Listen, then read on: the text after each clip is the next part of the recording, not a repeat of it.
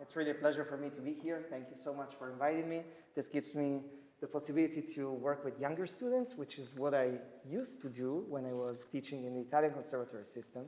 Now I don't have that possibility anymore teaching at the university, so this is a treat for me.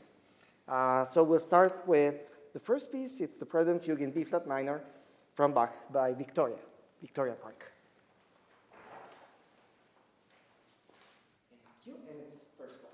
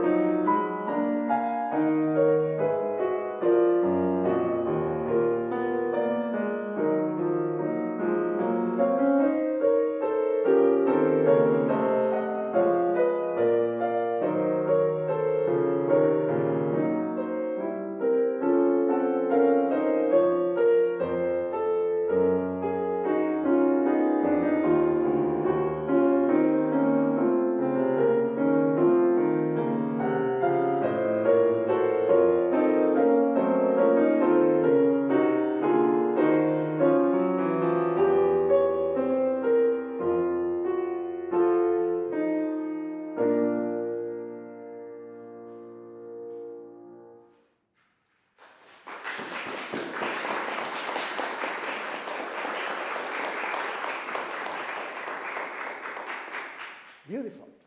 Yes, you should stand up every time that you do a masterclass because it's a, masterclasses are a way for us to tell you the same things that your teacher told you, but they are a little bit more formal, and so it's an opportunity for you to do like a public performance. I loved everything, really professional, very nice, really well played, and well controlled. Your pose is amazing. It's very, very precise. Sorry, my glasses with the mask. There was only one thing which didn't sound professional, or didn't look professional to me. You looked at the pedal like it was the first time that you looked at the pedal in your life. Yeah, like what is that? Right? So you were playing, and then, what is that? You should never do that because we know what is the pedal, right? Can I ask you, why did you do it? I think I was kind of unsure about how to start my first seconds, so I kind of like instinctively. Okay. So yeah, I know it's instinctively we do things that are wrong, so we should always try to prevent that. Okay. Also because really, if you look at the pedal, it's not going to change because the pedal is played by your foot, and it's a lot about sensitivity.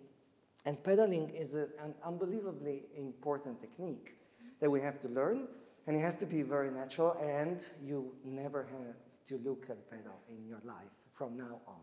Okay, so you will just feel it. Now, this is actually the pedaling is the main problem that I want to talk to you about, because everything else is beautiful.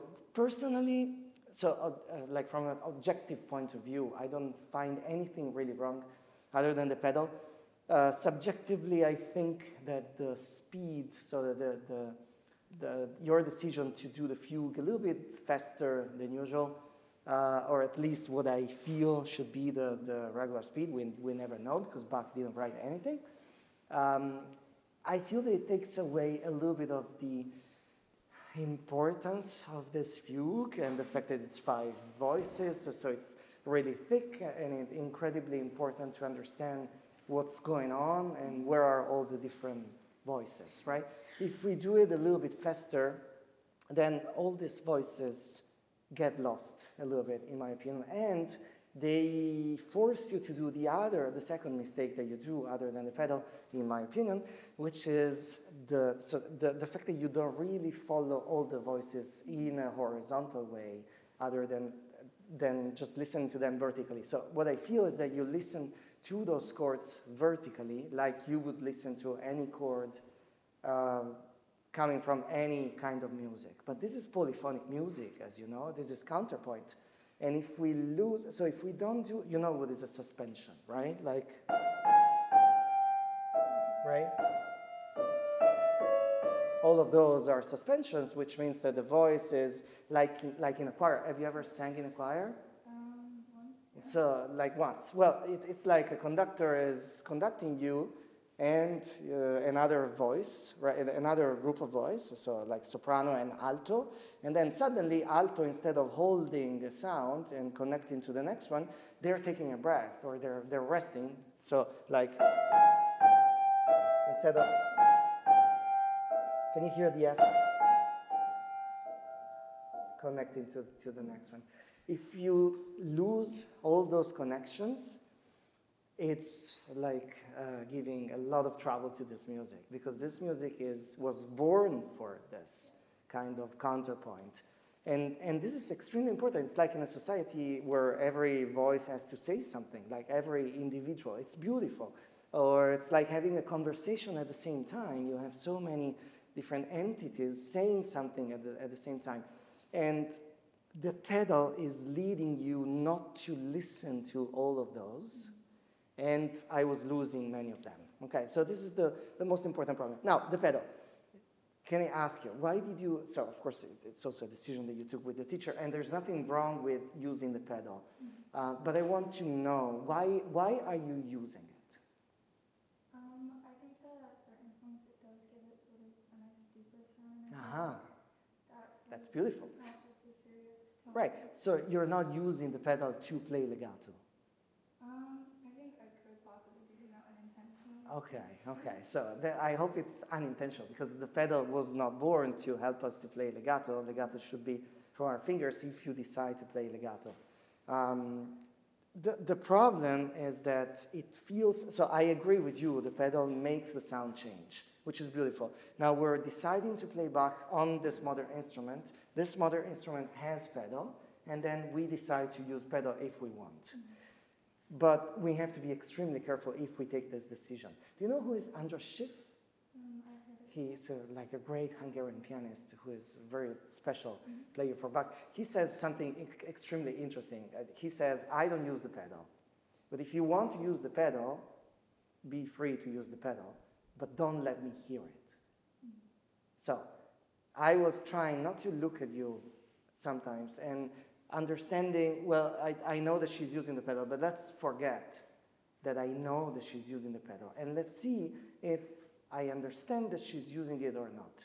And I understood it right away. And you know where, especially when you do those, so there's always, if you have like, this is fine, so because it's all 8 notes, right? But then the moment that you have 16ths, and there's a little bit of a dissonance, which is not a dissonance. This music is plenty of dissonance, which is amazing, because this was written so many centuries ago, and still it's so modern, right? But your dissonances are not because of Bach, but because you're using the pedal in the wrong way. So we have to try to forget about this. Now, did you use pedal? Did you know? What is your opinion? I guess not. Well, you guess not. Do you know, have you ever heard why it's called well-tempered clavier? So well-tempered, I'm not a theorist, so a theorist could explain this to you very much better, but well-tempered was a kind of tuning system that then led to the equal temperament, which is what we use right now, okay? So Bach wanted to demonstrate with this, which is actually not a concert piece. This piece, both books, were born to like display this thing, like to show that it was possible to compose and play in each key, minor and major, without going out of tune, because with the previous tuning system, many accidentals would sound out of tune. So with this system, he explains that we can do that. So we can write in B flat major or B flat minor, also in B minor, B major, and you can have like a real piece of music without problems. But then clavier is the most interesting thing that I want you to understand. So how would you translate clavier? Well, I guess it reminds me of clavichord. Clavichord, aha. I'm not sure if that. So have you ever played the clavichord? Aha. And then what else? So first of all, the clavier doesn't mean piano, of course, because he didn't know. Clavier means keyboard. So at his time, clavier could mean every kind of keyboard, especially clavichord and harpsichord, and most of the time, organ as well. Okay? So when we play the well-tempered clavier, don't think that we are playing on a piece that was born for this instrument, first of all. There's a story that I know that he kind of hated the fortepiano. So he knew about the fortepiano and he saw the fortepiano, but apparently he refused the idea of using the fortepiano. And then eventually, later in his life, there's something in the second book of the Well-Tempered Clavier that let us understand that probably he was thinking to the fortepiano. But anyway, let's think that he doesn't like the fortepiano, so he doesn't know what is the pedal, right? And he's not composing for this instrument. Now, since we know the clavier means many different instruments, we have to try to understand, in my opinion, how we can be inspired by all those different instruments. And so you mentioned the clavichord, I mentioned the harpsichord, and then I mentioned the organ. Have you ever played one of them? Aha, okay, so the most important task out of this masterclass, the thing that you have to learn the most is not something that you have to learn, but something that you have to do. You have to try to play, go in any church. You know, in Italy it's easy, you just walk in and you play. I don't know if it's the same here, but you should try to play an organ and feel what it's like. You should try to play an harpsichord and feel what it's like, and try to play a clavichord. Now, very, very briefly, the organ, of course, will give you so many different possibilities of sound. You know, organ, for Mozart, the organ was the king of the instruments because he had so many possibilities, right? With the pipes, you can recreate so many different sounds. The most important thing is that you don't have any pedal, of course, and you have to play legato. I played the organ in my church for years and years, and every time that I would not play legato something, you would hear it immediately. And so I learned how to substitute so many times the fingering instead, so that I could play legato. Harpsichord, as you know, has a very, very different sound. It's very, very short. You know, there's like a plucked string. Clavichord is similar in a way, but it's also similar to the fortepiano because with the clavichord, you can have a little bit of forte and piano. And if you do this on a clavichord, you can hear a little bit of vibrato. It's an amazing instrument, but it's an instrument that was very, very little in sound. So probably he was not really thinking to most of those prelude and fugues, he was not thinking to the clavichord. Apparently the French suites were written for the clavichord because they're a little bit more intimate. But anyway, out of all of this, we have instruments that don't have the pedal, right? How do we play legato? With fingering. How do we do the ritardi suspensions? With the fingering, of course, and with our mind, okay? And then how do we do colors? So different dynamics. What would you say? How do they produce those instruments? You really don't know because you never tried, but try to guess. Did you ever see in the organ, for instance, those things, the stops? I've seen it not in person. Okay. Okay, good. So what about those stops? What do you think they do? I'm not really sure. Okay, so you have to try. They change the sound immediately, which means that in this type of music, we have terraces of sound. And I have to say, many of those terraces were kind of clear there. I don't know if you were aware of this. You were doing a little bit of this. So terraces means that you're playing in one dynamic, and then you decide to go to the next one. When you decide, here for instance,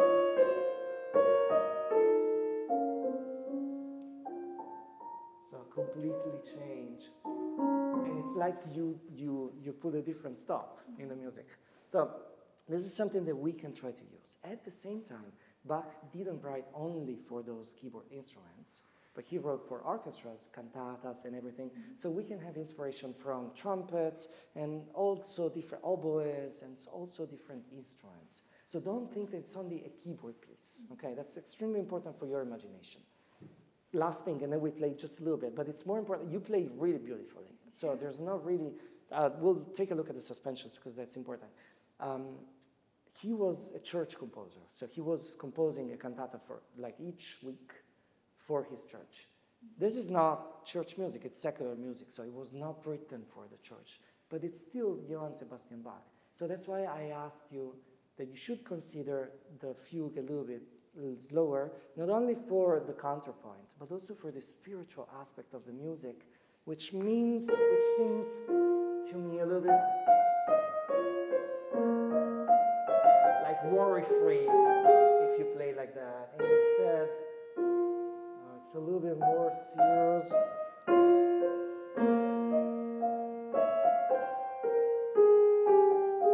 And also it gives time to the voices, of course, to be more expressive. Okay, now, can we try the beginning? Let's try the beginning with no pedal, just to see how it sounds.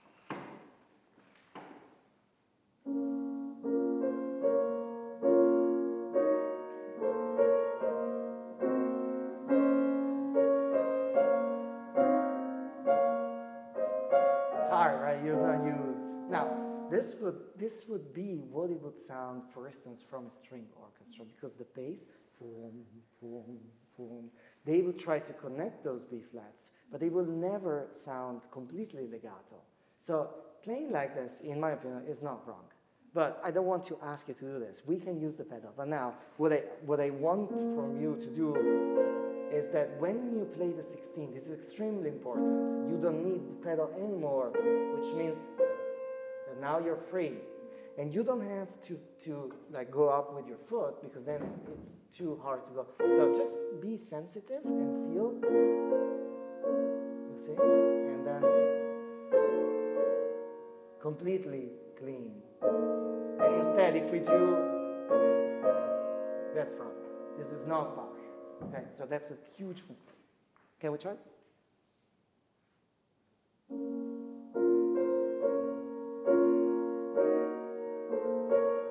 Yes. So now I'm not looking at you, and let's see if I can tell that you're using the pedal. Try once more.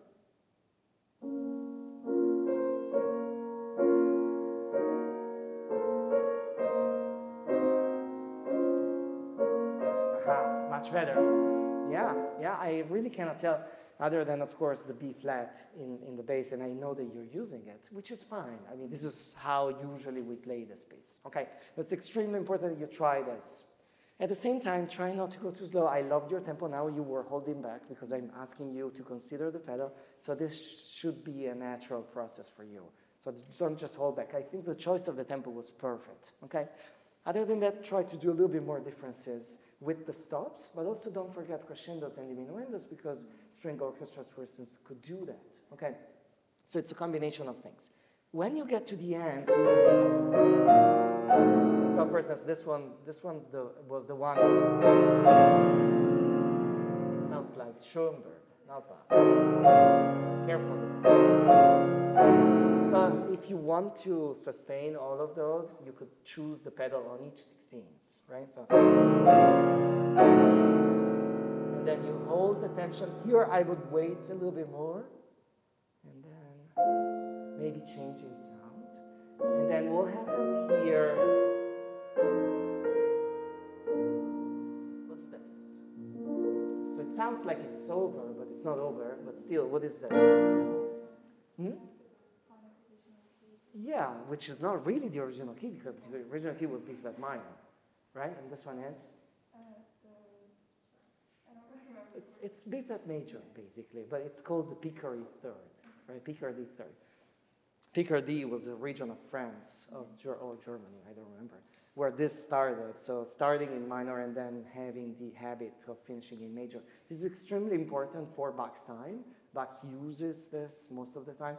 Not most of the time, but many times. So when it comes, I think this is even more important at the end. Because we heard it already. The B flat major is not anymore a surprise at the end. Okay, so do the surprise when it comes. Can I hear?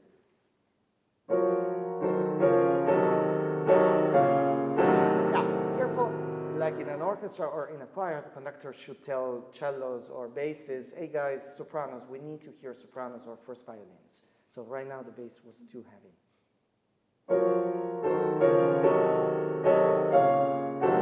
Yeah, still this bass, they want to be like the main characters.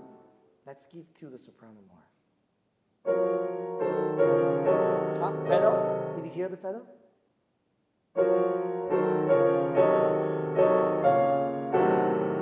Good.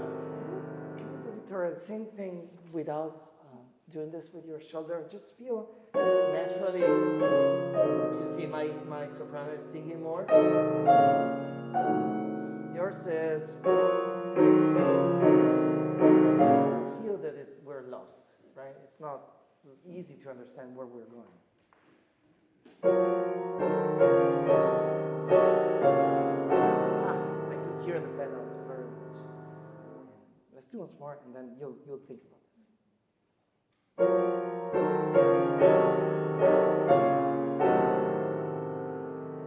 Yeah, but what did you do now? You did this. So should we trust the pedal and hold that chord with the pedal? Probably not, right? So hold it. And then when you're ready, you go on.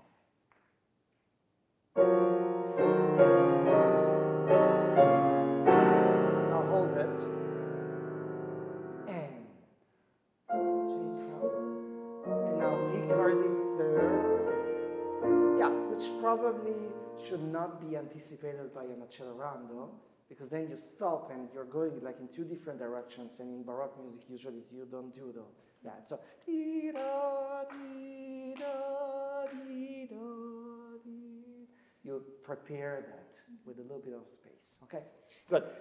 We don't have too much time, unfortunately. Can we try the fugue with a slower pace, and then we'll try a couple of suspensions. Yeah, let's do it.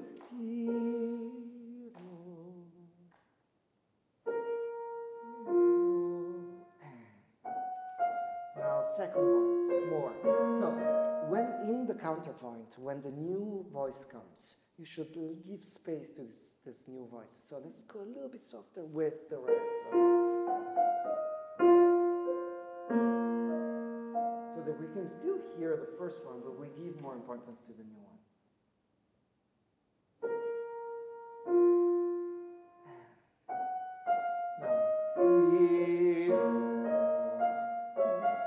Good. And now get ready for third is coming. So don't go too loud because you have to make space. Now listen to the third. Yes. And fourth. Okay. So then here is where it gets complicated because we already have 4 voices there. And the problem is the pedal. So for instance here, what I would do on an organ, look. So I did 2 substitutions at the same time. 3 with 2 in the right hand, and 4 with 3 in the left hand. So that I'm ready for the next position. So the task for you would be to play this when you practice. Don't use the pedal, ever. And try to understand if we're having the possibility to, with fingerings, the right fingerings, with substitutions. You know how to do substitutions, right? To play legato as you would do it on an organ. And of course, remember, you have to play this in an organ, okay? On an organ, for sure. Let's do a suspension so that you understand what I'm talking about. For instance, can we try from here? Let's do from here with no pedal. Let's do it slower.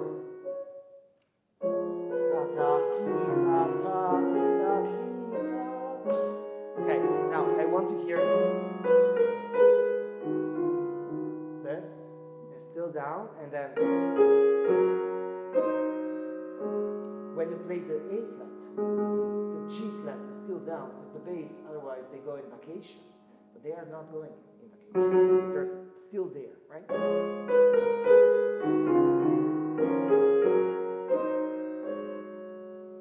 And also, the secret is also to play the note that comes after the first note, a little bit softer, so that you can hear the suspension with the one below.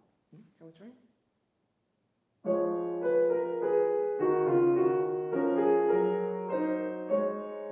Yeah, well, if you look at you lost it. Also, you did this. Only because you were a little bit lazy, you didn't do the substitution. So, careful.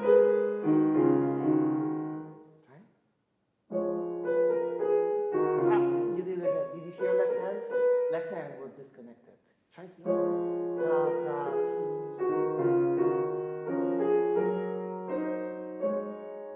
Yeah. Well, that was better than before the G flat was released. Okay, so this is a very, very difficult thing for you to do because you're very young, but it's extremely important. Okay, and it will be done without that pedal.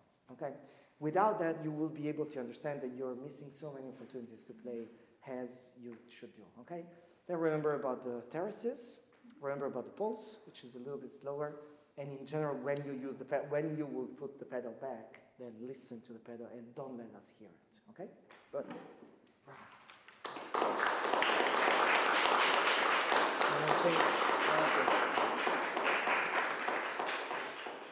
Good. Now we have Chopin Etude, Opus 10, number 4, with Henry. Please.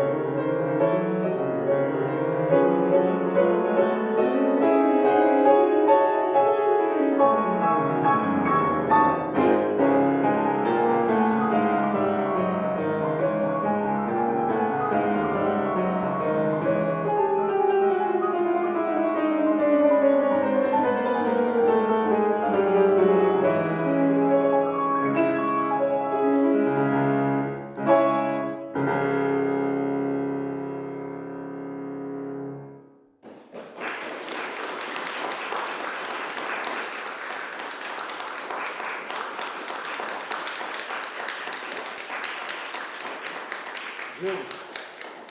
Beautiful, beautiful, bravo.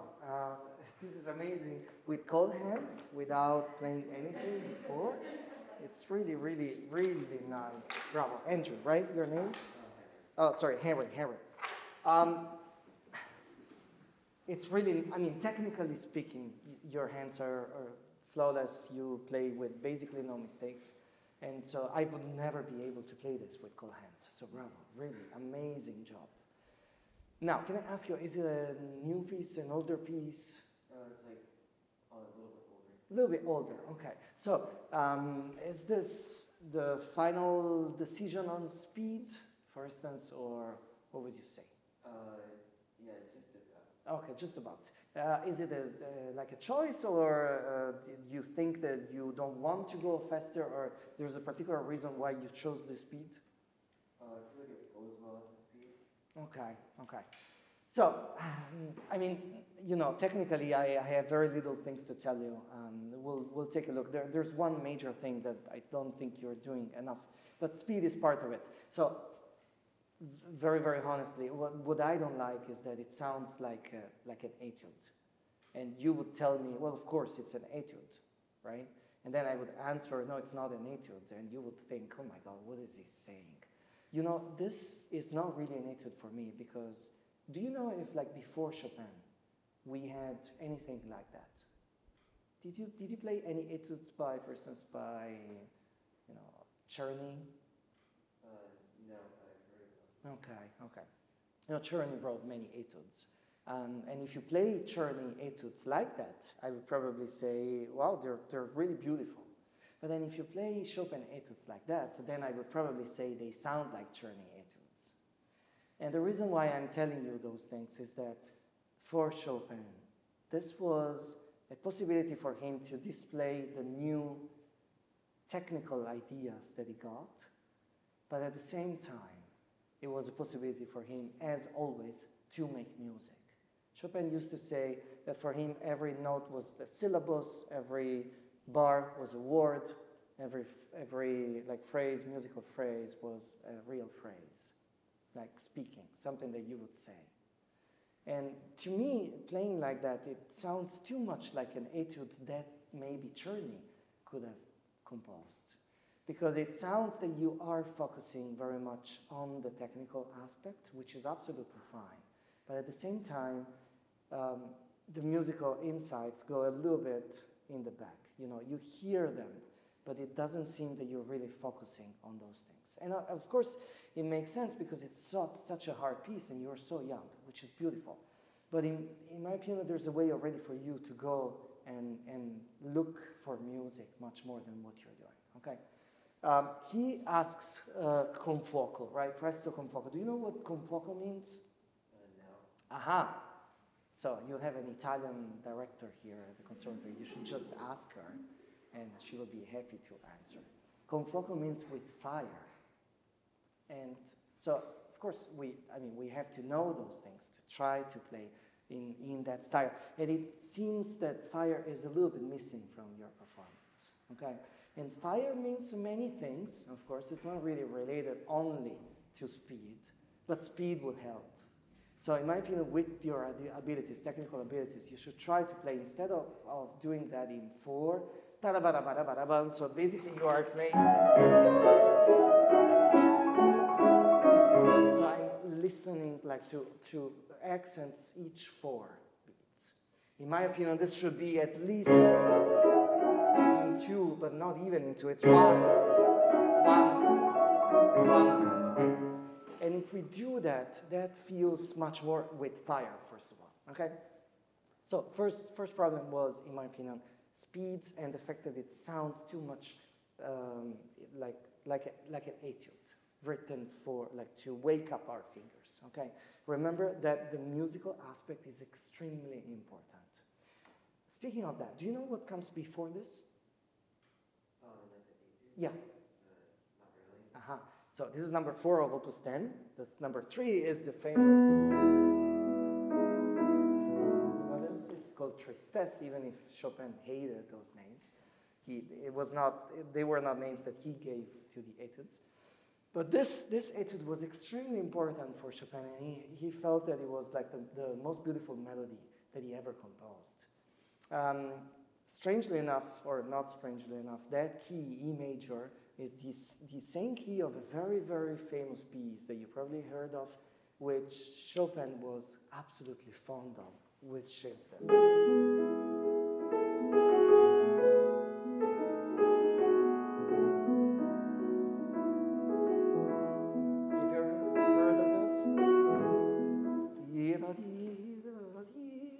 It's called Castadiva, and it's a famous aria by Vincenzo Bellini, who was a Sicilian composer from Italy, who was composing so many operas, and one of them was Norma, and this comes from Norma. Chopin made an arrangement for left hand of this melody, and apparently he was using this to play together with a singer. He loved singing in an incredible way. Okay. At the end of number 3 of the etudes, which is the same key of Castadiva, strangely enough, he writes attacca. Do you know what attacca means? Go on. Exactly. So in his mind, I am sure, and he didn't do this for many of the etudes, in his mind, number 3 and number 4, they were connected. Now, it doesn't mean that we have to play number 3 always. I mean, it would make sense to wake up my fingers. I would never start with 4. I would probably start with 3, but since you're so good, you can start with 4. But at the same time, you have to remember that it comes from a lyrical theme. So the contrast that Chopin wants to give to the listener is amazing. At the end of number 3 has a faster section, but then it ends again with this beautiful tune, very, very quietly, and then which is so scary in a way and so dramatic. Okay, so if we start a little bit slower, then we lose that idea. Okay. The other thing, so many things that I want you to think of, and then we'll try something, but it's already very nice technically, so I think it's more important that you know those things. Have you ever heard of rubato? Yeah. How would you describe rubato? Like stress the music to bring out the melody. Okay, that's beautiful. Yeah, stressing music to bring out the melody. Yeah. So you can explain rubato in many different ways, but in a way, it's not going together with the metronome, right? If you put it very, very simple, rubato makes it so natural and so breathing, right, that it's not going completely in pulse. So it's related to your state of soul, but it's basically related to your pulse. Now, your pulse was so steady that I felt that you were not using any rubato. And you could tell me, this is a fast piece, so I don't know how to use rubato. But rubato was something that was really belonging to Chopin. And even if he was telling his students, never exaggerate with that, it was part of his playing. His playing was amazingly interesting, also because of rubato. And there's an incredible phrase by Franz Liszt. Those pieces were dedicated to Liszt. Liszt used to say that Chopin's rubato was wonderful image, like a tree with leaves. The tree would stay steady. The leaves would be alive because some kind of wind would go into the leaves and would give life to the leaves. This was Chopin's rubato for Liszt, which is such a poetic image. And you think that, so in a way, with the tree, which is stable, he was not exaggerating with it. But at the same time, he was doing something so that the leaves would take life. Your leaves, which are the 16ths, they are a little bit on the dead side. So we need to, it's like fall or winter, We need to wake them up. It has to be a little bit more spring for them. Now, rubato can do this, which means that it's not that you don't have to go not in tempo. But for instance, if we have, when you have the sforzato, we could go a little bit in direction, and it's a slight change in how the structure of the tempo is, but it makes it this very exciting and very personal, because whatever you will choose will never be exactly like what I will choose or somebody else will choose, and it will make it alive. Okay? So we talked about those things. Last thing is dynamic. What would you say is the main dynamic in the piece? I would say more piano, right? With so many sforzatos, and then there's a huge section at the end. Ta, di, da, di, da, di, da, da, when you start with the left hand, that is all forte, right? Before the section comes, there's so much piano. Now, we have to remember that. It's extremely, extremely important. First of all, Chopin, we know from witnesses that he was not playing too loud. You know, if Chopin would go now to listen to the Chopin competition in Warsaw, he would be so embarrassed, I think. Because we play so loud now. We play his music incredibly loud, and probably it was not absolutely what he had in mind. Of course, we have huge concert halls to fill up, but for instance, in this space, you could have played a little bit softer. I felt that the whole thing was a little bit too loud. And also, his amazing lightness of the keyboard, on the keyboard. So his way of playing was unbelievably, not heavy. He was starting, the first scale that he would teach to a student would be B major, because he would think that this would be like the best position for a pianist, with those a little bit longer on the black keys, right? And that's why he chose B major for that. Now, this position gives you a little bit of, how would I say, like airy sound. It's not, if you try to do the same thing with very, very curved fingers, you will get this sound. If you do this with slightly longer finger, even if I try to play louder, it sounds more legato than this. Now, this was Chopin. It was not this. Okay? There's a difference, as you see, and I'm playing with the same dynamic. There was a French pianist. I studied in Paris, in France, in a school that was founded by Alfred Cortot, who was a great French pianist. Cortot used to play, and a great interpreter of Chopin's music. He used to say that a way, in order to try to play legato, because all of those, they are legato, right? It doesn't write, but it writes. So he writes legato on all of those. And if you think about all the other eight, this, or those are all legato, or all legato, right? He never writes staccato on these etudes, which means probably that he was not looking for unbelievable articulation. Of course, articulation is part of what we do, but if we exaggerate, then we lose the idea of legato. And Cortot was talking about this jeu perlé. Have you ever heard of jeu perlé? This, very briefly, this is something important that you try to think about. Jeu perlé means purred playing, which means that he had the idea of trying to emulate Chopin's sound by having the image of playing like a necklace, like the purse of a necklace on the keyboard, which would make this very specific sound on each finger, so on each key, very clear sound, but at the same time they would feel like a full necklace. So not singularly taken, but the whole thing. So instead of this, like hammering, this is jeu perlé.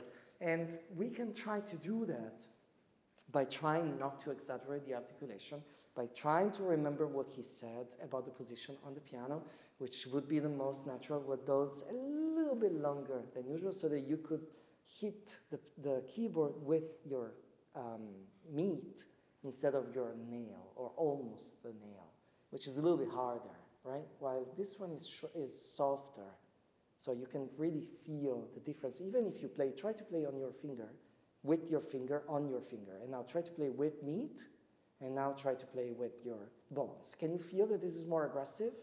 Now, can you try that? For instance, let's do this. So let's try to play, and then, so this first one like that, and second one a little bit longer.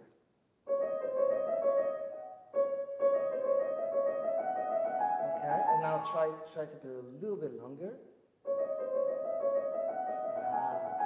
So can you hear that this is more legato? It's amazing, the difference, where you're playing exactly the same thing, but it sounds more legato. So now, in order to do what he's asking, we have to try to do this, okay?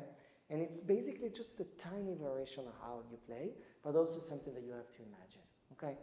Now we'll try this. Before we go on, I also want to ask you, do you do the tricks here? there? So do you play, or, because I couldn't tell from there. Yeah. So you don't do any tricks there. You play with, okay.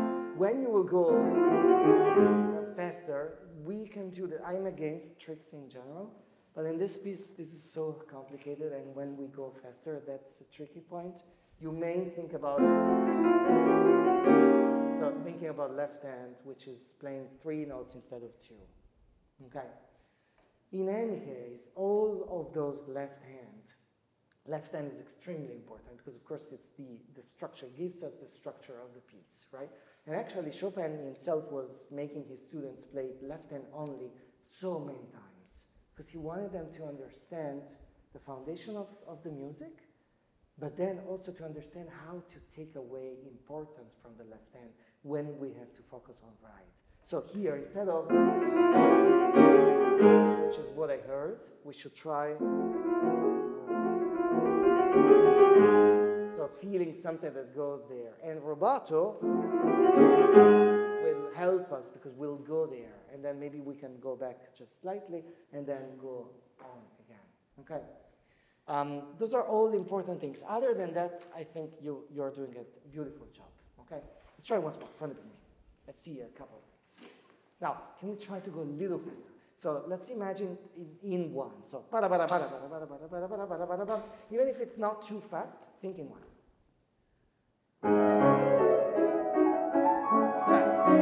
Okay, good, not bad. So he writes forte con fuoco and then forte piano, right? What does it mean, FP, forte piano? How would you play forte piano? Play forte and then you immediately play piano. Drop, right? What I hear is, instead of, so what I would do actually with the pedal is, I would not change on the C sharp. You would keep the sound that you got from the G sharp, and then you would release. Yes, but then, bravo. But then after that, you see, you're doing already faster, and it sounds beautiful. After that, go drop, play softer, and think a little bit about what we talked about. So not too much like that.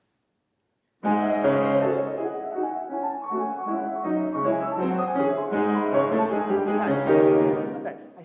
I still hear instead. Pum, pum, pum. Can you play left hand? I don't want to pretend I'm Chopin, but can you play just left hand by itself? Okay. Now let's take away accents. He hated accents. He hated accents on the downbeats. He hated accents in general, other than when he wanted them. So don't play, but think about, it's not even in one, you see. Now that we're thinking to the left hand, it sounds so many bars together are saying one phrase. Now, remember, that's forte piano.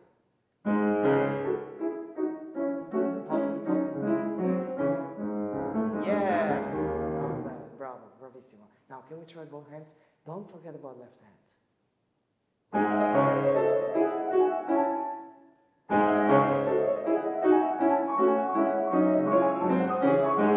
Okay. Good. Now that so it's better, much better. Now that we are taking care of left hand, let's make it almost disappear, so that you can focus on right hand. Ah, did you hear? Left.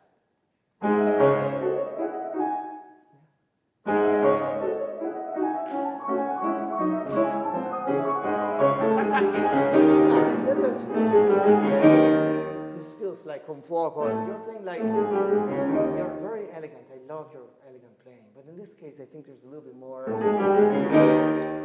drama.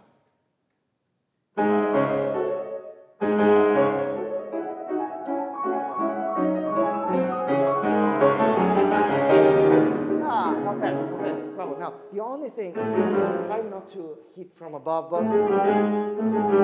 very, very close. Yeah, almost like legato. And I would use 4 on the G sharp.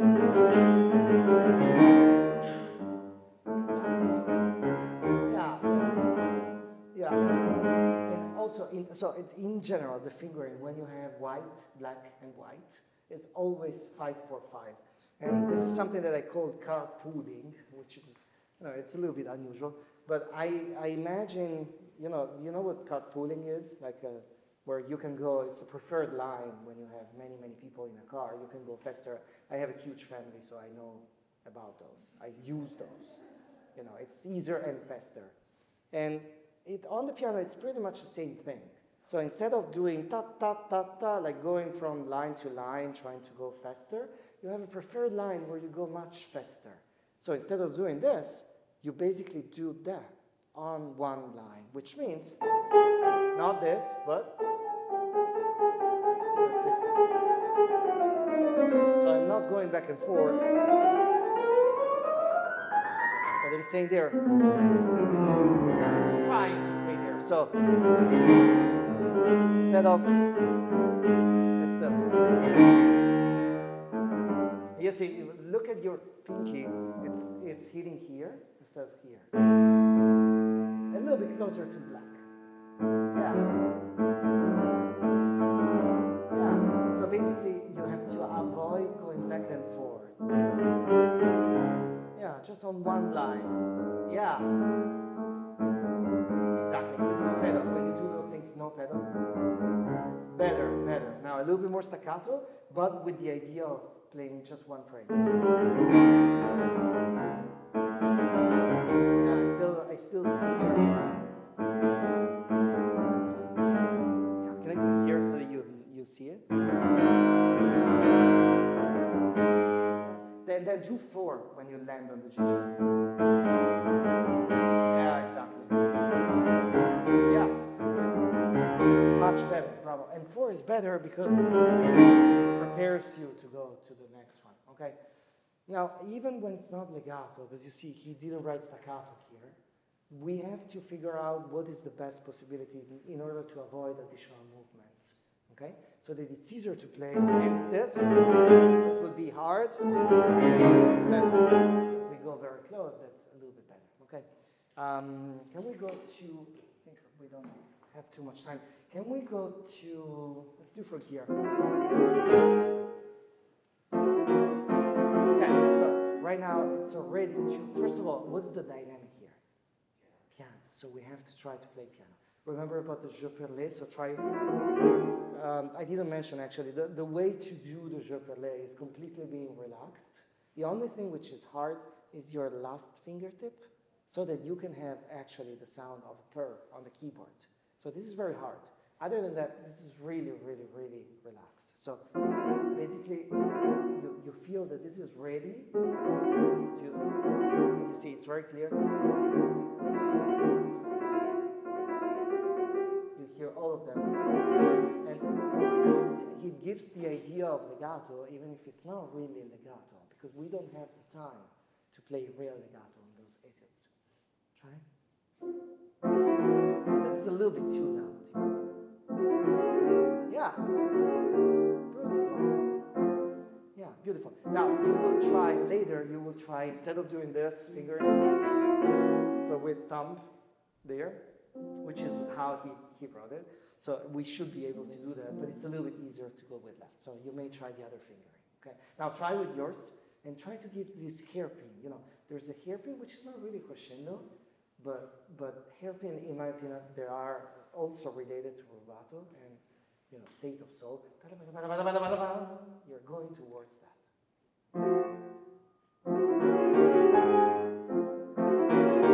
Yeah, the left hand is taking the main role, right?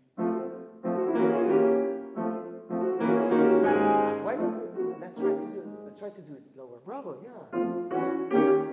It's a great idea to do chords. Yeah, you can do that. Let's do chords once. Beautiful. Now you can hear basically much better now the soprano. Beautiful. Now play all the notes, not only the first one, but all of them in the soprano. Yeah. Exactly. The left hand is becoming too loud. Yeah.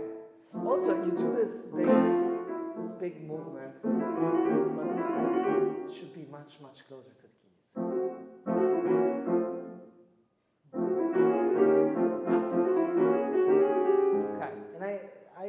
that sometimes we don't have to look at the keyboard, but I would tell you it's better that we look at the keyboard right now because we're trying to fix things. So look at your fingers and see if they're doing something wrong.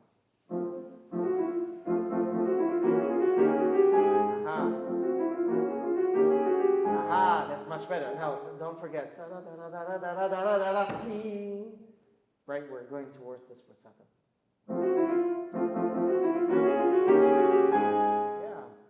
You have a tendency not to look at the keyboard, but I see that when you're looking at the keyboard, you really see the problems. So my advice also when you practice is to really look at what's happening on the keys. That's much better. Of course, you have to work on that and try the other fingers as well, okay? When we do those, the arpeggios there, so they're not equally distributed like ta-da-da-da, ta-da-da-da, ta-da, but it's and again, there's some kind of direction. Good, good. Now, careful when it's hard, of course. So it's harder playing that way. I'm asking you. It's harder than, of course, being on the safe zone. But I'm asking you to go out of your safe zone, okay? Because it's already so beautiful. Then I think we're ready for the next step. Now, remember, he doesn't only write direction, but he writes. So it's like something happening and then suddenly going back. Try to figure out that little diminuendo each time.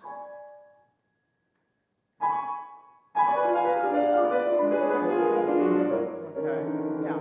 It sounds a little bit too metronomical, so don't forget, it's two things at the same time, okay? I'm noticing that sorry, I talked too much. It's a little bit late, so we have to stop. I hope I gave you enough ideas. Also, before I forget, when you have the sforzato, you were playing this sforzato like the sweetest thing on earth. Don't be so sweet on sforzato. Sforzato is always related to the dynamic that you have. So if you're in piano, it's sforzato that goes over piano. It won't go, of course, over fortissimo, but it's still sforzato. It's not less. It's something happening. Can you try that?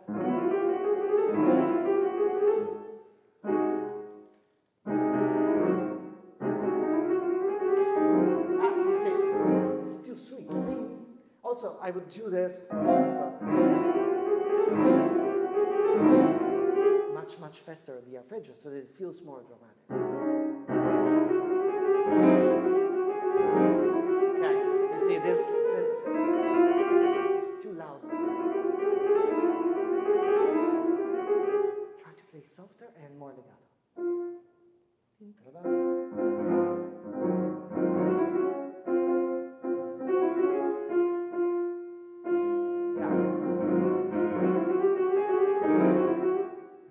It's not easy.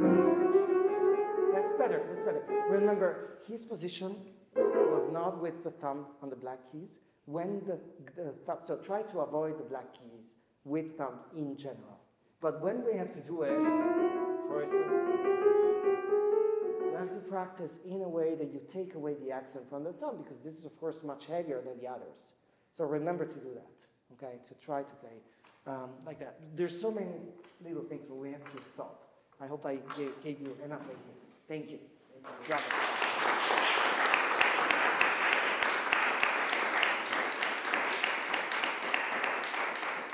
Okay, now we have Dahlia, right? With great first movement of E minor sonata. Thank you.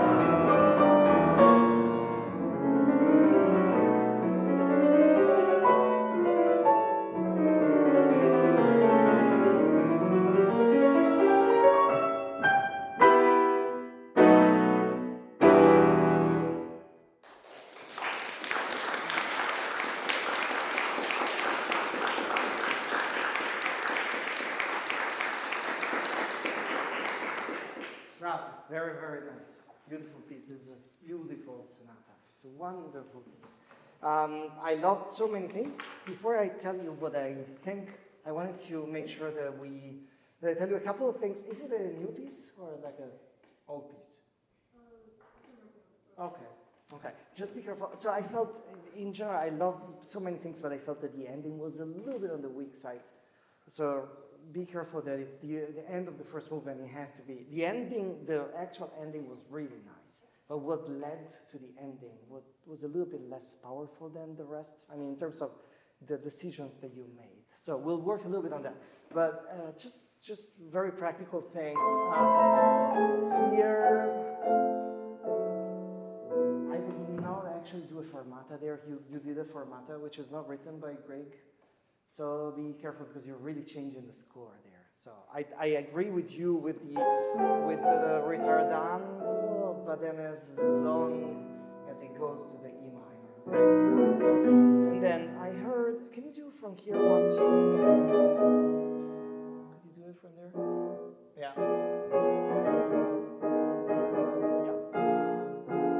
Yeah, B flat. Okay, yeah. You have a little bit of confusion there with the sound, with the notes. Then it's G natural. I think you're playing G sharp. Careful, this music is really strange. So sometimes and I do this all the time. I do wrong notes. But then, when I play now pieces that I learned when I was your age, at least 10 wrong notes in every piece. So careful, it's normal, but it's G natural there. Can you try? Yeah, you can use the score there. There we are in bar 186. Try from here. 183.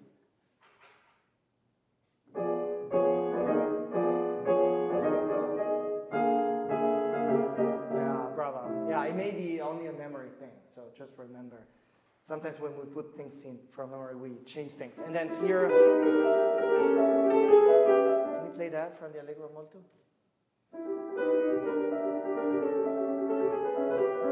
Yeah, and that's F sharp, not F natural. See the beginning of that bar? Bar 195. So and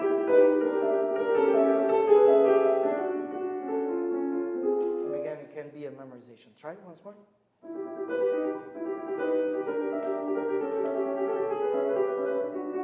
And then, yes, beautiful. And you can hear this chromatism. It's really, really interesting. So do that. And then, can I ask you, this also may be memory. Can you do from 213 to, yeah.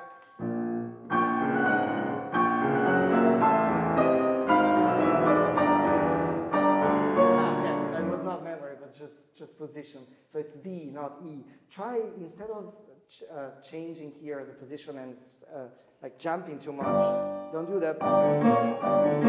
So if you think just in one position and you think about this as a group, so instead of this, try.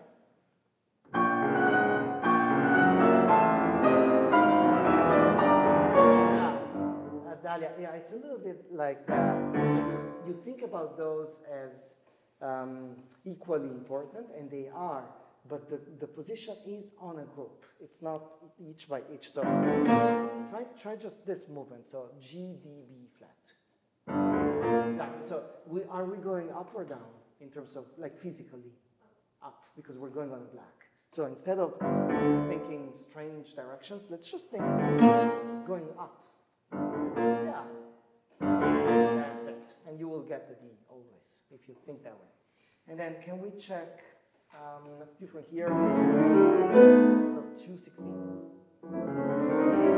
Yeah, careful there. No, it's A sharp. Yes. And also the next one, I think. Try. Slow.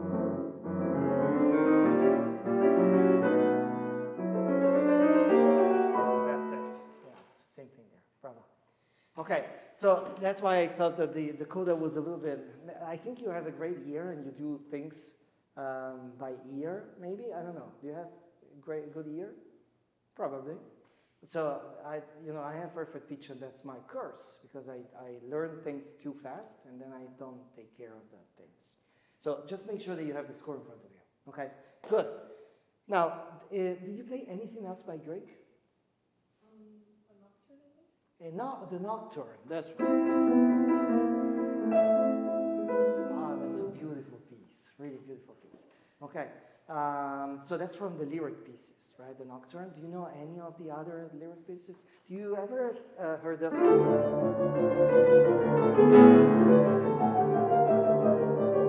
It's called the March of the Dwarves. In Norwegian, it's Trolltog. And Troll, have you ever seen The Lord of the Rings? Oh, you need to see The Lord of the Rings. So, you know, they are not, I mean, there are trolls in The Lord of the Rings, but what I always refer to my students when they play Grieg is actually the hobbits. I don't know if you ever saw the Hobbit in Lord of the Rings. They seem to me like those. So very happy and Norwegian-like. Now, Grieg had his music education in Germany. And I'll tell you a very important thing about this sonata, which makes it very German in a way. But, of course, he was Norwegian, and he's like the first nationalist composer. So the composer that really explored the possibilities of folk music of his native country. And it's full of those ideas. So, for instance, I see Frodo. Well, you don't know about Lord of the Rings, so you don't know who Frodo is. But I see Frodo and Bilbo going very, very happily on you know, the town party or something. I lost many times this popular flavor. It felt to me that it was not a Norwegian composer who was really interested in folk music, but a boring German composer. Now, I'm not saying that German composers are boring, because they're not. But if you play that way, you may think that way. Okay, so we have to make something extremely powerful in terms of imagination, and of course they don't have to think about Bilbo and Frodo, but they have to think about something that reminds of, for instance, a very idyllic landscape, very beautiful landscape, beautiful gardens, beautiful lakes, and somebody going there almost dancing. The idea of the dance is extremely important. Also the third movement. Do you play the whole sonata? So you will notice going on with the sonata. It's amazing. Second movement is so beautiful and sweet and everything dreamy. Then the third one is, I think it's... So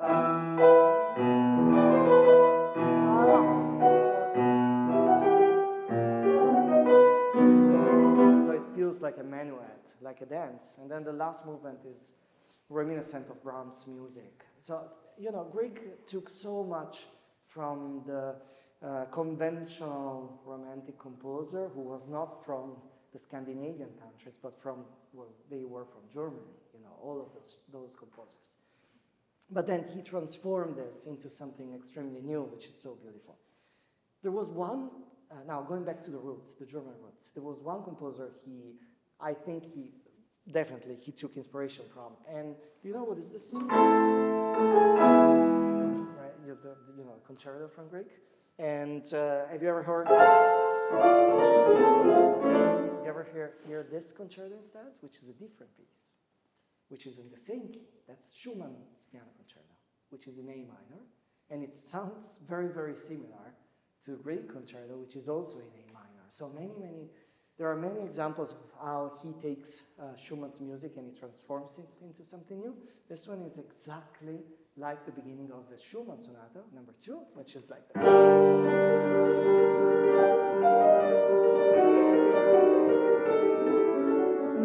So we have a melody in the right hand, and we have...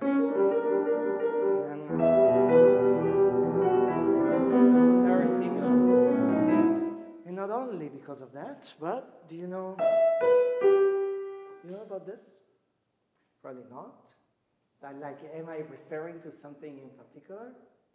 Probably not. So this is extremely similar to musical tricks that Schumann would do. For instance, in Carnival, there's one of the dances of Carnival is called ASCH, which is Ash, which is so many things, a CD and so many and letters from a name and so many things. So he liked symbols. He liked to put symbols into the music. And he does that with names in general. Grieg did the same, and this, it's E, H, G. H is B in German. Edvard Hagenup Grieg. That's him. So it's very, very clear that he is thinking to the genius that preceded him, and he wants to emulate him with those unbelievable ideas. So if you play this, it doesn't seem like it's saying, I am Grieg, right? Now that you know, it will be easier, I think, for you to have an idea at the beginning. I think it's much more personal. And the fact that he's hidden, a meaning behind those notes, it makes it so important, right? And I felt that the whole beginning was a little bit on the soft side. Of course, it's piano, but it's a very, very agitated piano. Now, something that also is very similar to the Schumann sonata, that sonata that I play for you, he writes it at the beginning as schnell wie möglich, which means as fast as possible. Schumann, that's Schumann. And then at the end, he writes a coda, and he writes faster, which doesn't make sense because he already asked as fast as possible. Not only, he asks faster, and then he asks even faster. But that's Schumann because he was amazing, different. Now, the way he does this is it's allegro, moderato, but then what does he do at the end? Allegro molto. So it's exactly the design, the architecture that Schumann had in mind. The problem is that your allegro moderato was, your allegro molto was. So did you hear a difference? No, we have to make that difference, absolutely. Also because we know that this comes from Schumann. Okay, so we have to, I would actually do everything a little bit faster. It sounds a little bit too slow to me. Let's go back.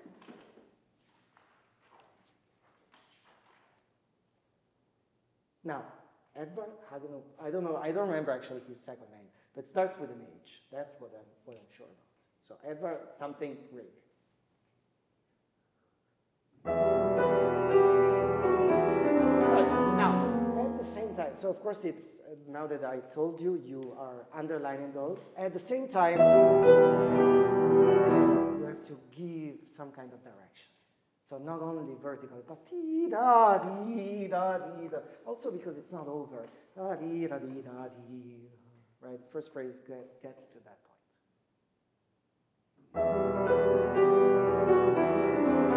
Good, not bad. Bravo, Daniel. The pedal, I would be careful to change a little bit better because it feels a little bit confused. Remember, you're in a very dark section of the piano, so we have to be extremely careful with that.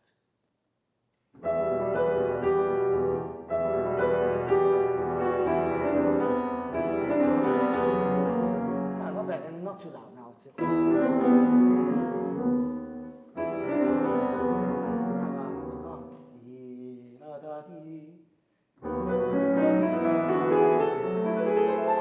Yeah, and this is, it's like, I don't know, something not expected, right? Something like an arabesque. If you think about the melody, that's not really part of the melody. It's an arabesque. It's something that makes the music nicer. But right? Yes. Good. Not bad. Now those are not staccato. So I think that you should use a little bit of pedal to make that staccato. So separated, but not sharp. This would be something that he didn't write, right? But remember, they are not on the strong beat. So 1, 1, 1.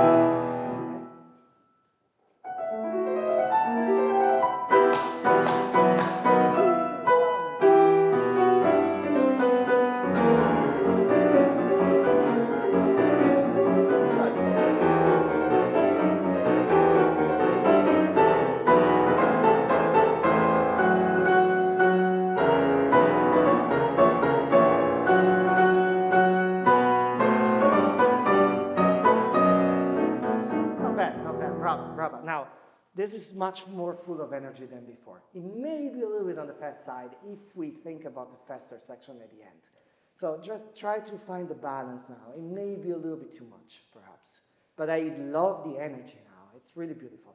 Now, within this energy, when you do this,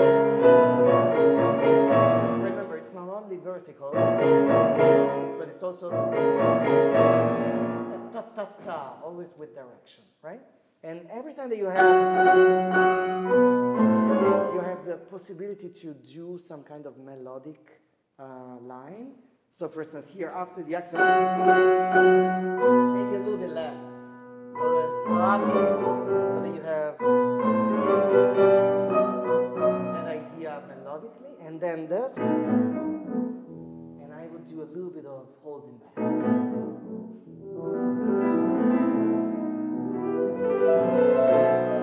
Feels a little bit more rhapsodic and not completely planned. Okay, this has the form of the sonata, but of course he was trying also to be original in somehow. So feel it also almost like an improvisation. So with a little bit more stretching here and there, I would say. Can we try from tam ta dum tam? Or maybe once more from here. For instance, here instead of doing all of those. Think that there are 4 bars. We're getting to the next one, which is a change in harmony, right? So think about your next target.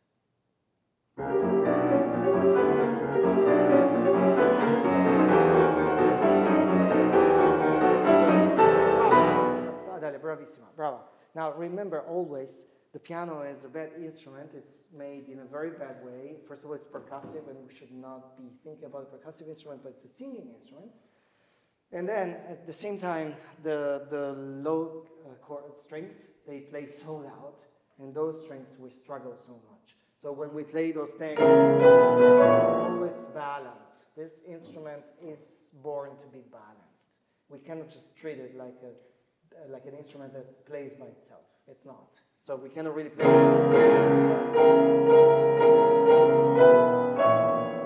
it has to be clear what we hear. Right from there, once more. Yes.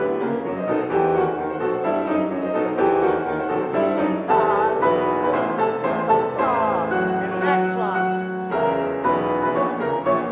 And next one. And now something's changed.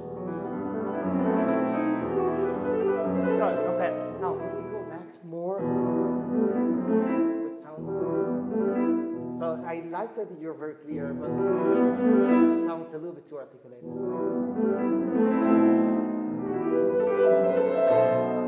And also if you hold back just slightly, it's fine. Also because we can be elastic. Try from there. Bravo.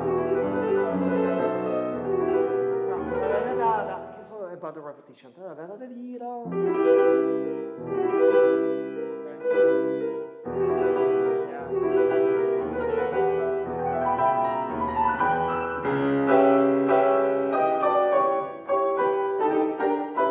And Frodo is coming. And Bilbo is coming. Yeah, and now Gandalf is coming. Something mysterious.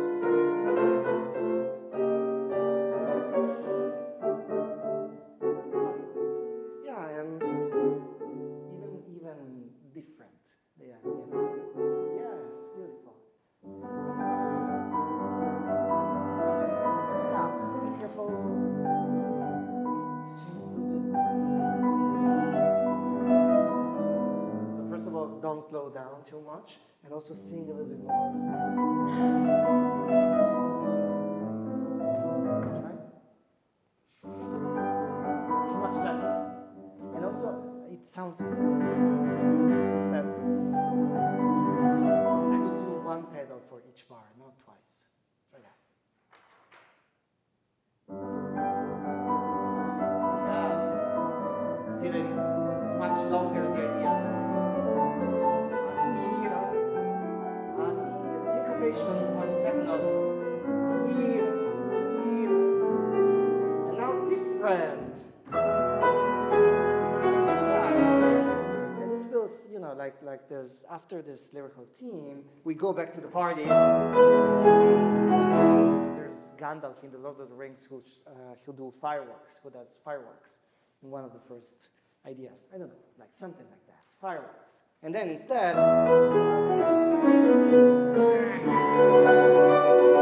this is more dramatic, and you hear the trumpets. He likes trumpets, actually. In the concerto, it has pretty much the same idea. So, ta-ta-ta-dum.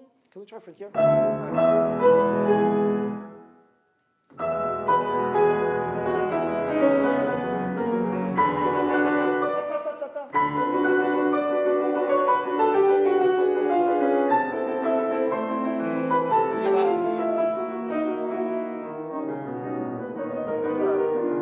Yeah, what does it mean, il basso marcato? Don't tell me that you don't know.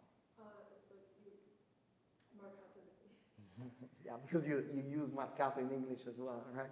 So anyway, so I don't hear that. It sounds like more. Try.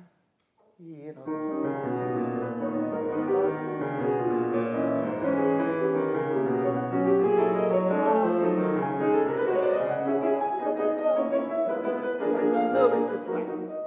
Yeah, careful not to go too fast. Remember, we have faster at the end. So you need to find your balance. But at the same time, everything that you did before was a little bit too slow. We have to stop, unfortunately. Just a couple of other things. When you go, probably the only mistake that you were doing in terms of pulse was here, here.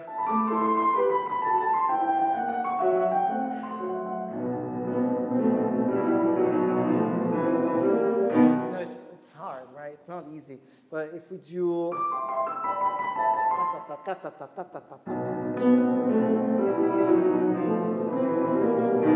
try.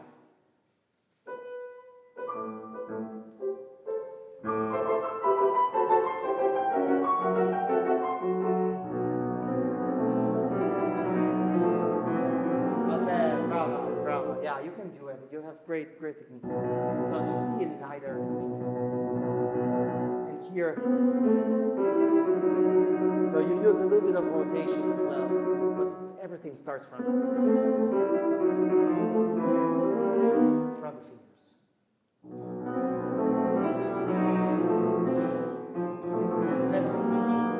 Less pedal. Remember, we're in a darker region. So every time that we're in a darker region, be careful with the pedal.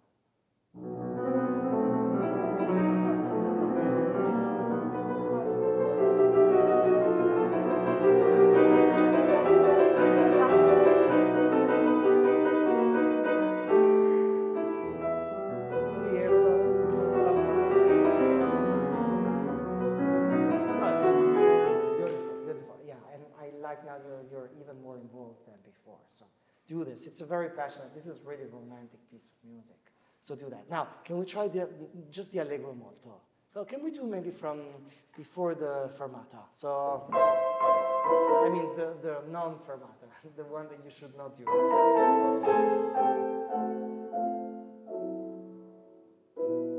So remember, we have to land on the E minor.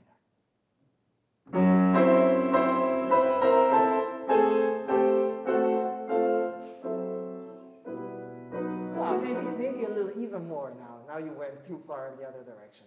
You can wait a little bit more. As long as you have a target, then it will be clear. But what I didn't understand before, that it seemed like I'm done, and then, so we have to try to make a connection between those two.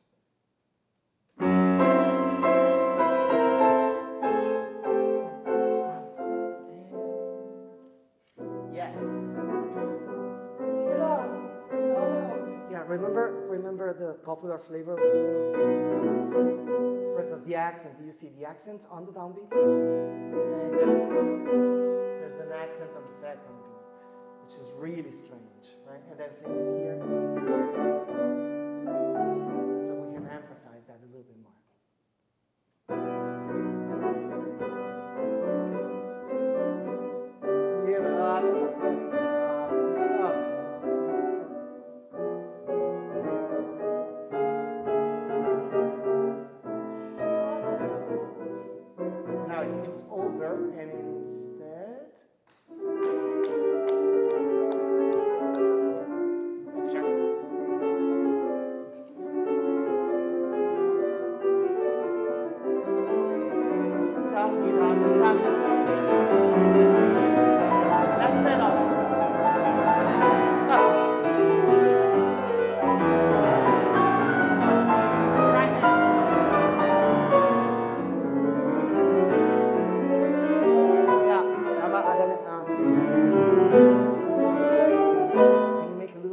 space. Remember, the pedal is a little bit too much. So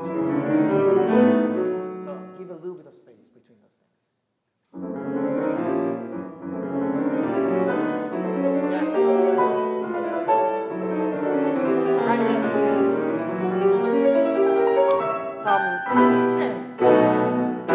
Yeah, and at the end, it's like almost like a cadenza. Don't count anymore. Go wild. Yeah, and maybe before the last one, wait a little bit more. Yeah, it's just to give more importance to the last chord. Okay.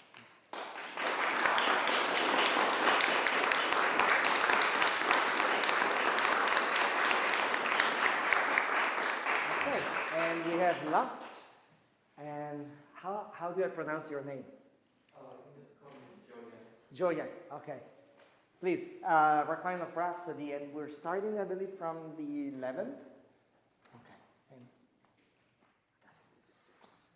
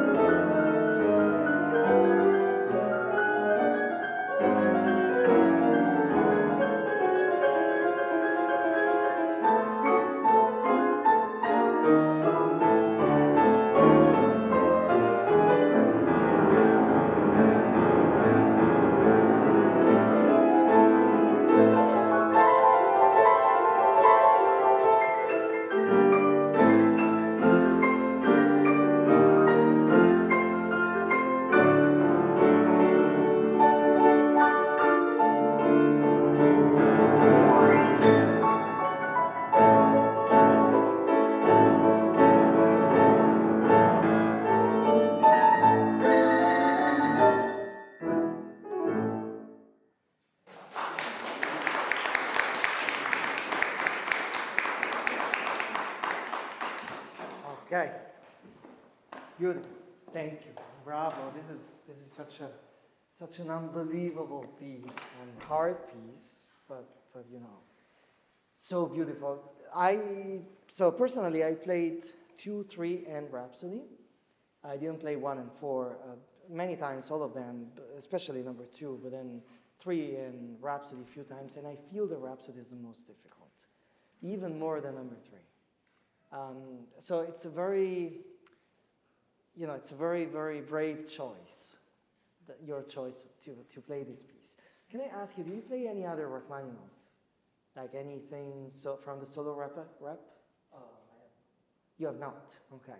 So it's even braver, in my opinion, to start with this without doing at least a couple of preludes and at least a couple of études tableau. Like preludes, you know, you could do,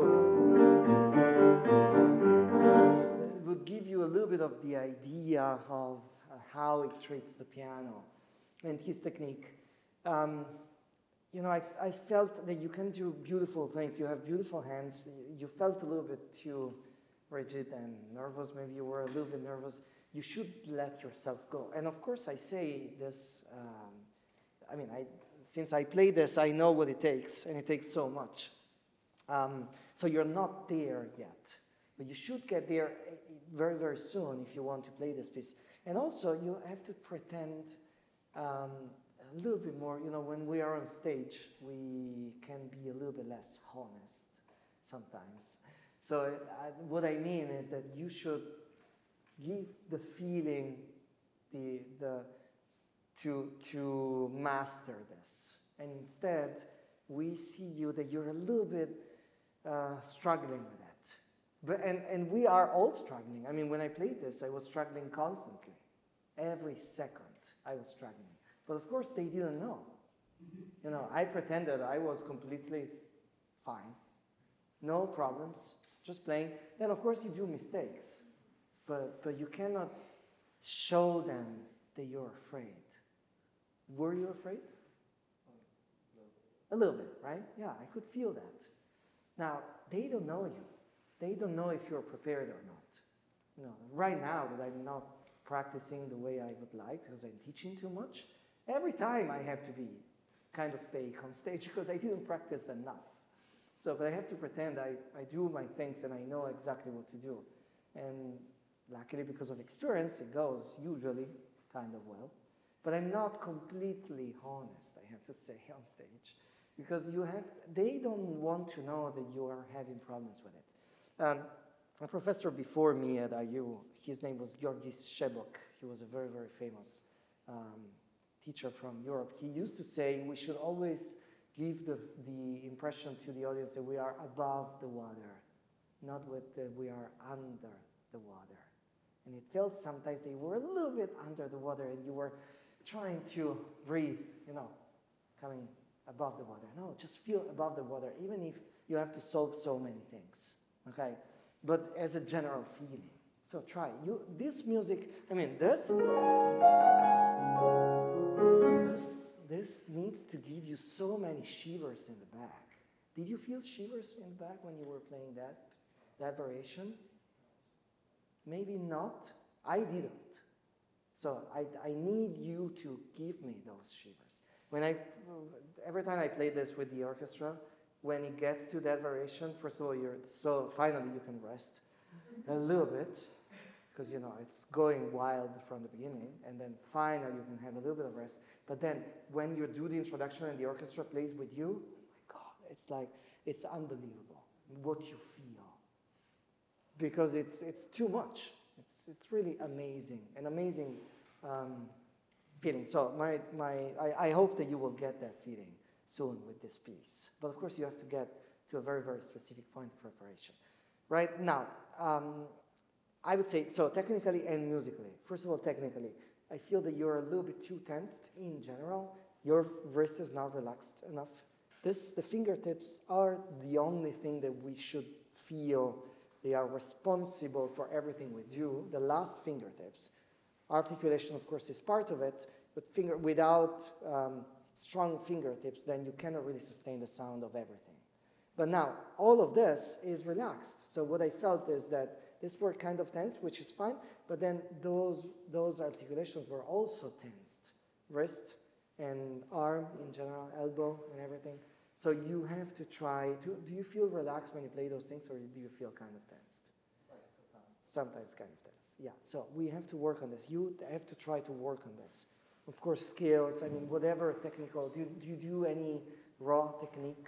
You know, like Czerny, Hanon, Courtauld, Liszt exercises, Brahms exercises, any non-music technique, you know, like real technique. Scales, Do you do any method? Like Hanon, have you ever done Hanon, for instance? Or Hanon, we should say Hanon because he was French. Yeah. Hanon, did you do that? Yeah. Okay. So, you know, Hanon has its issues as well, but it's a good way to practice independence of the fingers from the rest of the body, which means that the rest of the body is helping the fingers to produce the sound. But if those are, so if the fact that these are solid and stable means that this is also solid and stable and fixed and tense, that this doesn't help us to feel that technically we are able to do those things. So in general, every time that you do technical exercises, try to completely feel, you know, relaxed. I don't know, like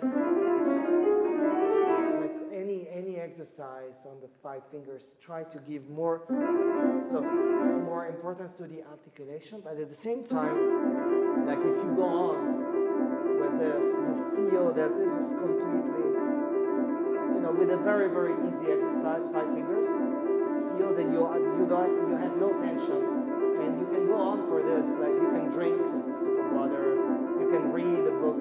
There was a very famous Italian pianist that used to do raw technique while reading the newspaper every morning. An hour of technique reading newspaper.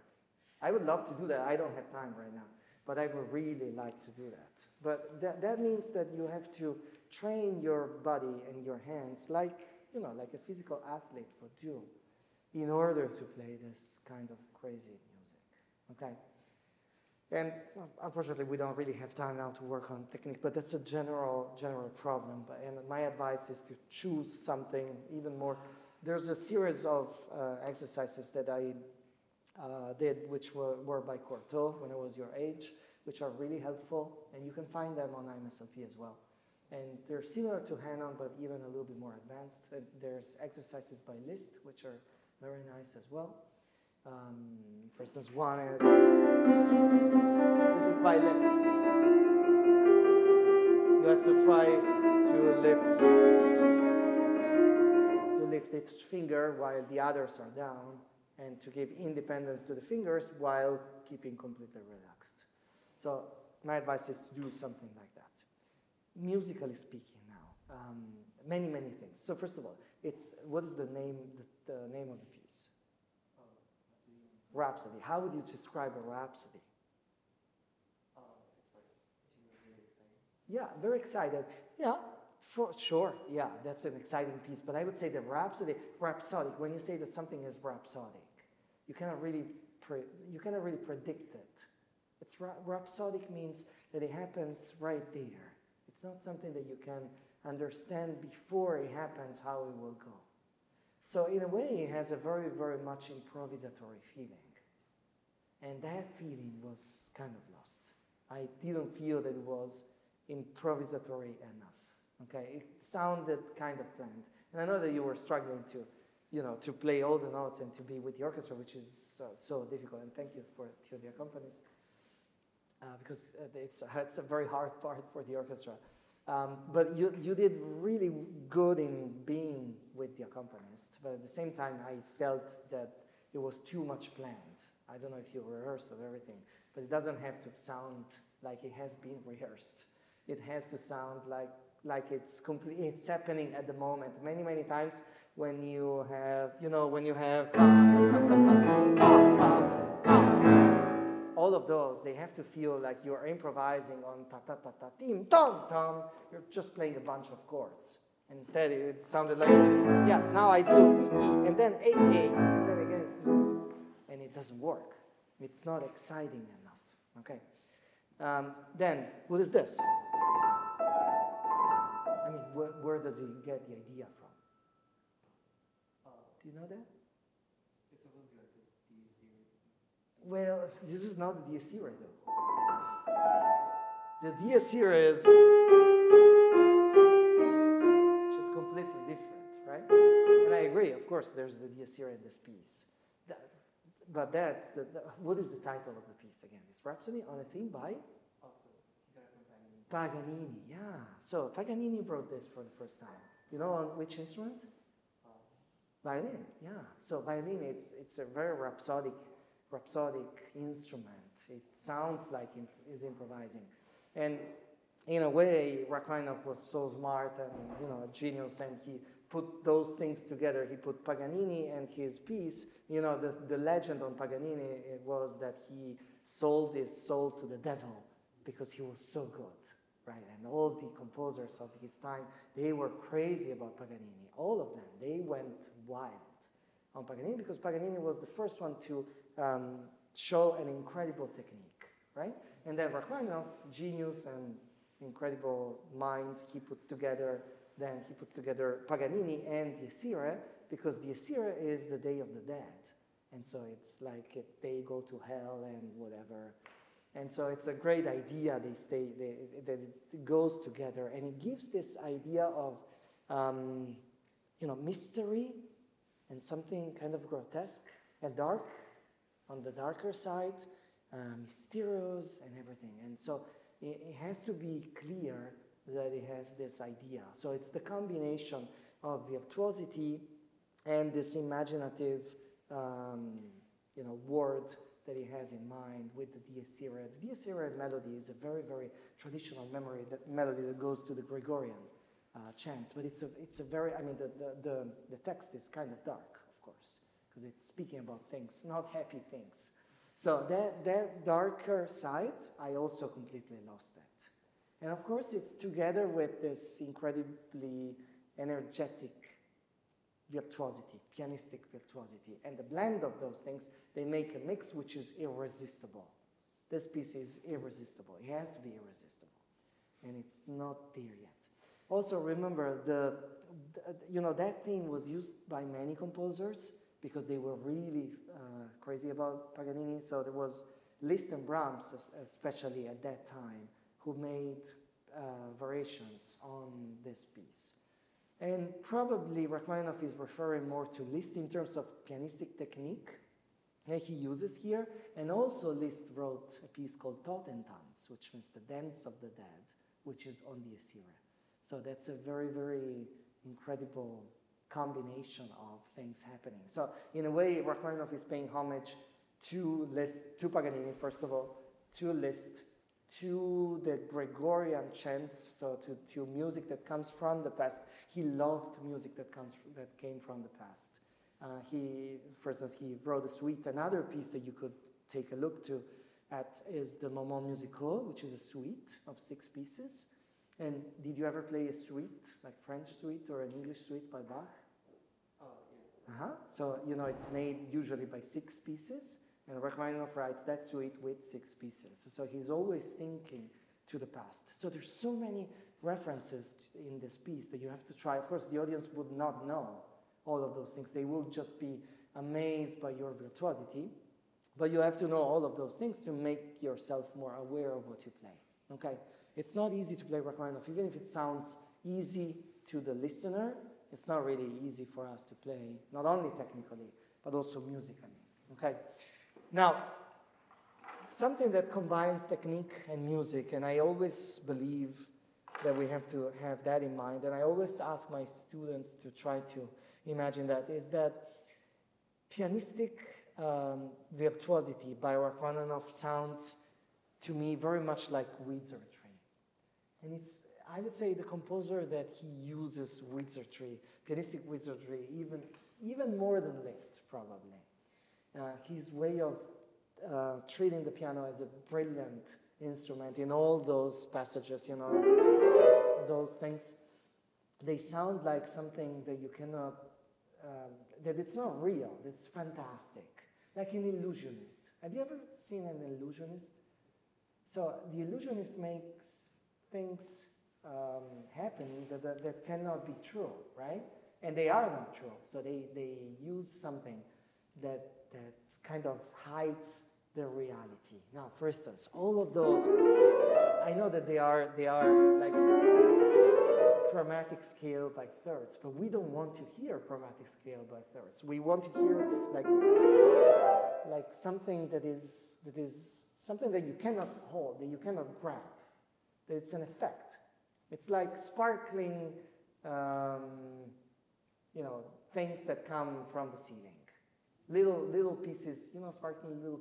When there's somebody who wins American Idol. I don't know if they do that in American Idol. Something sparkling comes from the ceiling, something like that. And I lost that idea of doing something not practical. Okay, you have to feel like a magician, like an illusionist when you play all those things.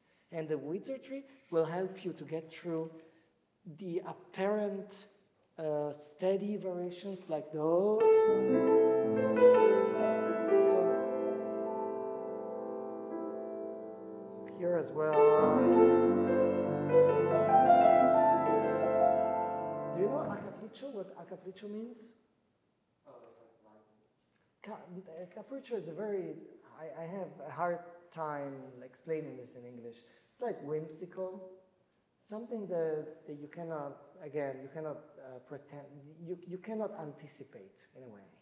So basically, again, with this improvisatory feeling, much, much, much more. Okay, so I'll try to go over everything because we have to stop, unfortunately. But to give you an idea on all of those.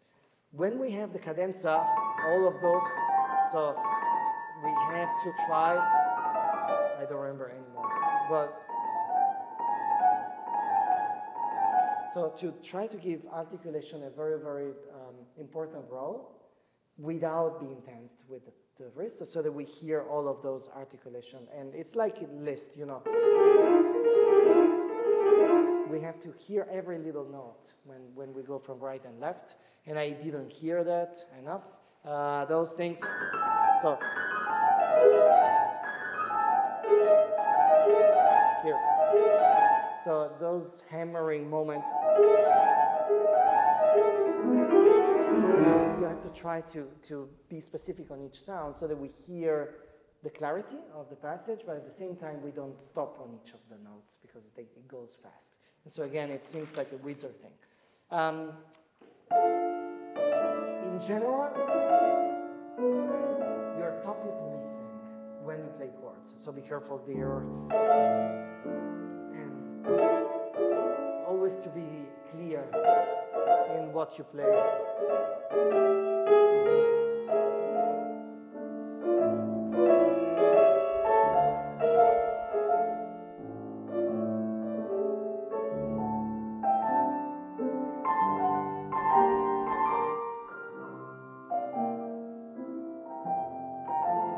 Will follow you. You see, now I'm improvising basically, but this music was born to be improvised. Okay, but the top is extremely important, and this is easy, something that you can easily do.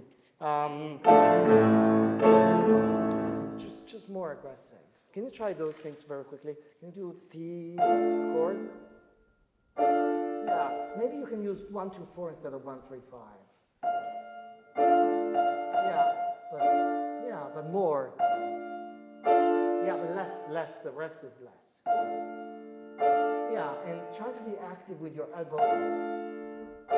Yeah, so that the sound will be longer.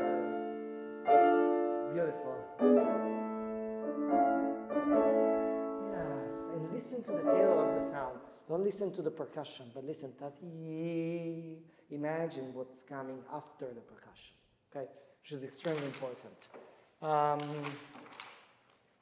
Then very quickly, all of those. So careful not to be too much with the pedal, not to use too much pedal, so that we hear ta ta ta ta ta ta ta ta. And again, this is bouncing every time, so that you can hear two chords. Scherzando, this is crazy hard, but again, we need more articulation. So. for instance, here, every time I would hear this with the pedal, it's like, so it needs to be clearer again. And it comes from the articulation. And again, the top. And this again seems magical, right? You're preparing for a magical thing. Here in the chromatism, he likes. You know this? It's the beginning of second movement of second concerto. Chromatism. Same thing here. And this is kind of like the Dies Irae, so the same atmosphere. Okay, but this is not hard to do, it's in your imagination. When you do, don't stop, there's not a fermata here as well. So go into the D flat major, and here you can have the moment that you always waited for. I mean, this is so beautiful.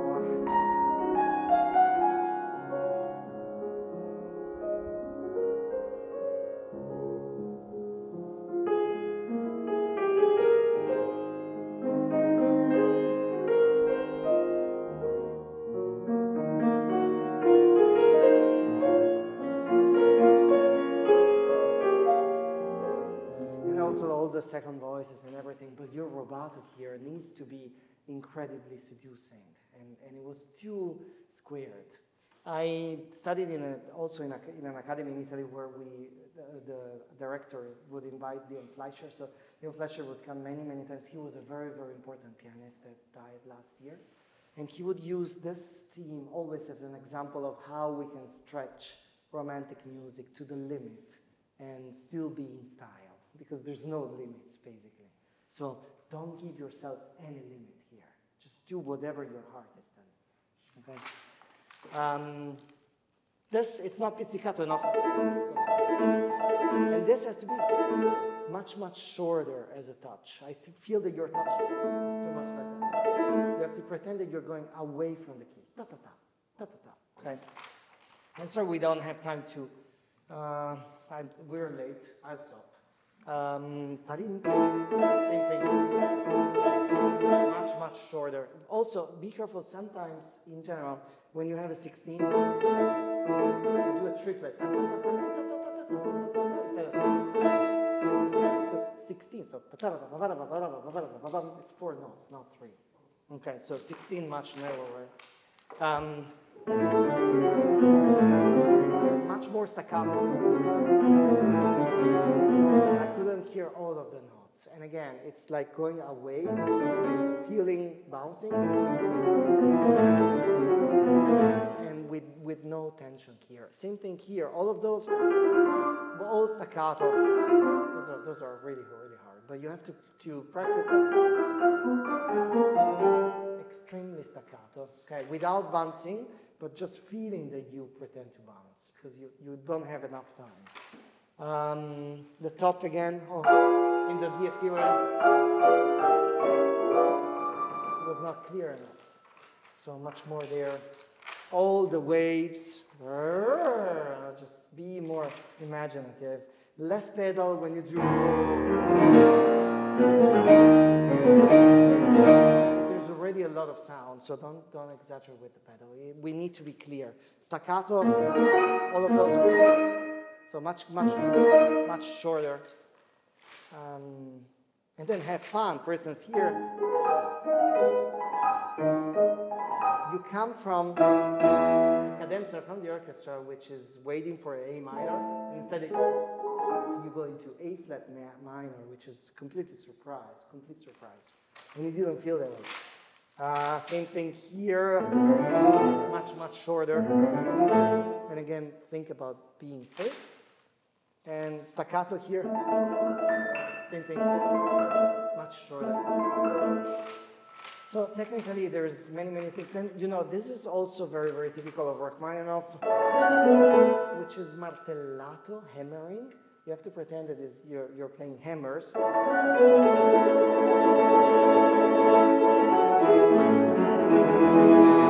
but by feeling still very relaxed. Can you try, maybe let's try just this passage. Let's do the end. So try slower, maybe this speed, and let me know if the wrists are relaxed.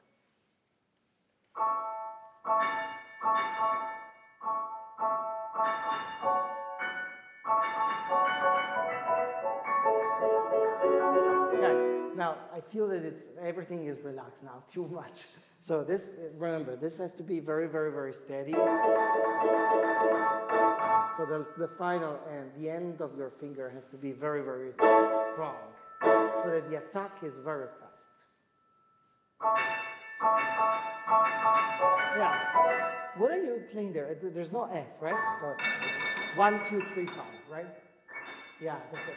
So when you play a chord, be careful. The other fingers, they have to be up. You cannot risk to play 4 because your finger, you don't control it. The other fingers are up and you just play the chord. Try. Yeah, that's it. Try. Yeah. Okay, good. You have to practice this, of course, very, very slowly, and you can try.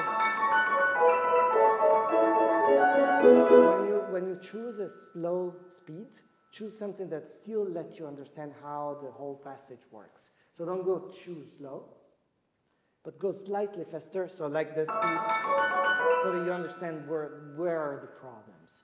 Feel very, very aggressive on this part of the keys. The rest is relaxed. Very, very active and very fast movement, almost like you're tearing a piece of paper apart, okay?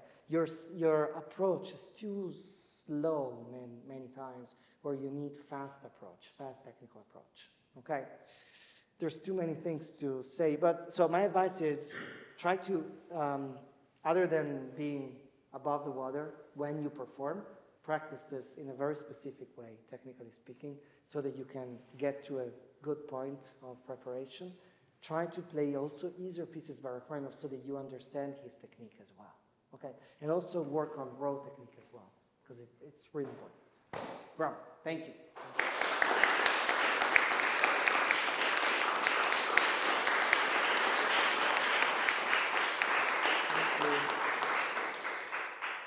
Thank you so much. Thank you, thank It you. was so nice to have all this help and this advice. We really appreciate it. Thank you very much. Yes, Thank you and thank you so congratulations. much. Thank you. Thank you.